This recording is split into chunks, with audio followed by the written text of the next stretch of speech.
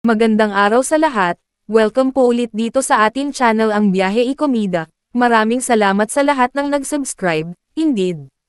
Eid Mubarak sa lahat ng ating mga kapatid sa Islam. Punta tayo sa ating topic, March 31, 2025. Ashley Ortega says PBB Celebrity Collab Stint, life-changing. Ashley Ortega, I'm gonna cherish everything.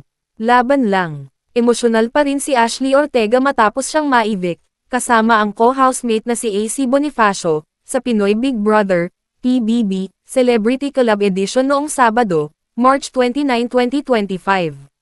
Ngayon hindi pa nagsisink in lahat sa akin, pero syempre nabigla ako. Medyo nasad ako, pero syempre, at the end of the day, parang kailangan kong tanggapin na this is a game. Pero whatever inside the house naman, I'm gonna cherish everything. Laban lang, pahayag ni Ashley sa panayam sa kanya ni Aubrey Carampol ng 24 oras na umere nitong March 30. Ayon kay Ashley, sa tagal na niya sa showbiz ay ngayon lamang niya ipinakita ang kanyang kahinaan sa publiko.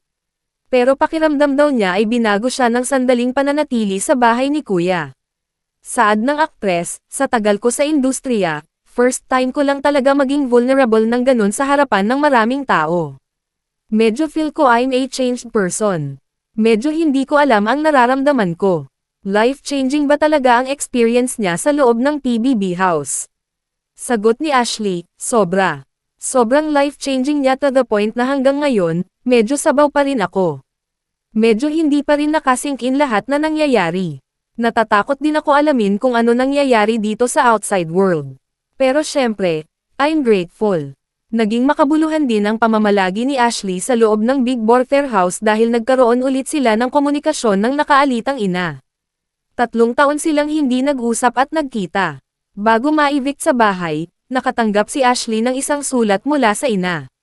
Sa huli, nagpasalamat si Ashley sa kanyang mga tagahanga, sa housemates, at sa kanyang kaduo na si AC Bonifacio.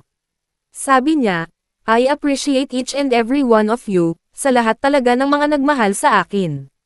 Hindi ko pa kasi alam kung sino, pero thank you. And sana patuloy nyo pong suportahan yung PBB kasi yung mga housemates ko doon, lahat sila matatapang, lahat sila mababait. I realized that they're all different, pero yung pagsasama namin doon was really strong. Samantala, very proud naman ang PBB co-host at boyfriend ni Ashley na si Mavi Legaspi sa nobya. Mensahe ni Mavi sa kanyang Instagram story, published as is, I am so happy the people got to know you better, and they love you. Welcome back to the outside world honey bunny. Kalakip ng message ni Mavi ang isang black and white photo kung saan buhat-buhat niya ang girlfriend. Nakasulat dito, a girl like you. So lovable. Ngayon hindi pa nagsisink in lahat sa akin, pero syempre nabigla ako. Medyo nasad ako, pero syempre at the end of the day, parang kailangan kong tanggapin that this is a game. Pero whatever inside the house naman, I'm gonna cherish everything. Laban lang. So, sa tagal ko sa industriya, first time ko lang talaga maging vulnerable ng ganun sa harapan ng maraming tao. So, medyo feel ko I'm a changed person. Medyo hindi ko alam ano. Life-changing yung nangyari sa'yo. Sobra, Miss Aubrey. Sobrang life-changing niya to the point na hanggang ngayon medyo sabaw pa rin ako at medyo hindi pa rin nakakasink in lahat na nangyayari. Natatakot din ako. Alamin ko ano nangyayari dito sa outside world. Pero syempre, I'm grateful and I'm happy Alisa's here, my sister. At yan ang ating latest showbiz chika update for today. Huwag kalimutan mag-subscribe.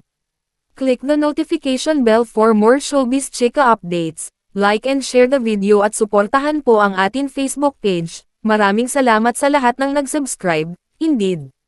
Magandang buhay sa lahat, adios.